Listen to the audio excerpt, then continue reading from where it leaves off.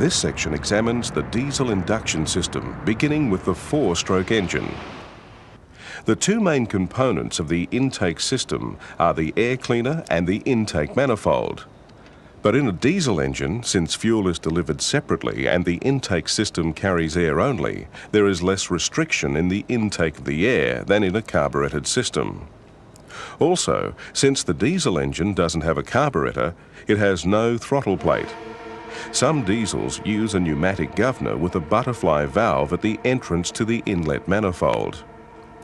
Diesel engines often have more than one air cleaner.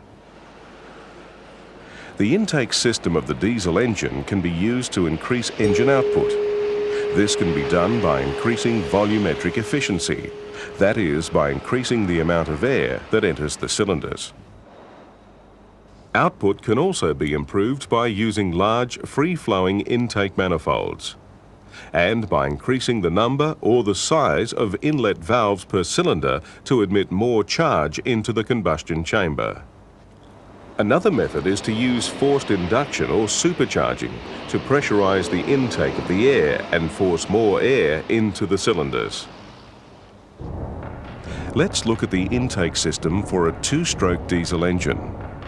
There is only a very short time at the end of its power stroke to scavenge the exhaust gases and refill the cylinder with air.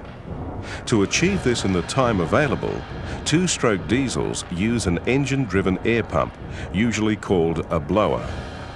It pressurizes the air so that when the inlet ports open, air from the blower enters the cylinder and helps scavenge the exhaust gases. Some two-stroke diesel engines use a turbocharger, which feeds air under pressure to the blower.